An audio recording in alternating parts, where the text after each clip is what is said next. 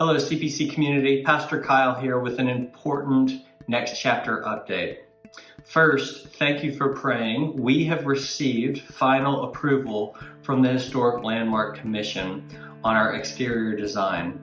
This is a huge hurdle to overcome and allows the next steps to take place. So we are so grateful that God has brought us to this point. The second thing that I wanted to let you know is that a couple weeks ago in a sermon, right before the sermon, I announced in the service that we were going to start construction on December 9th, and that was our date at that time. However, over the next week, we were in communication with Art Essentials, our tenant, and they asked if we would extend that to their lease to January the 1st. The reason being is that they decided that they want to stay in business and they found a place to move into in January.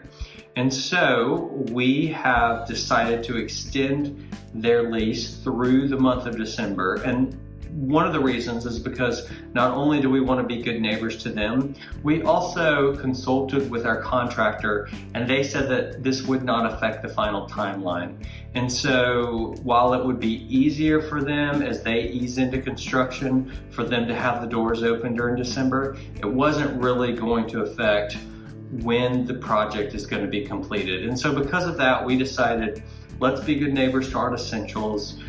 Let's support them during this really crucial time of sales during December. It also allows us to have another month of income, which is nice, and it doesn't affect the final project timeline. So the leadership decided to delay construction to January the 2nd. So we'll be starting January the 2nd.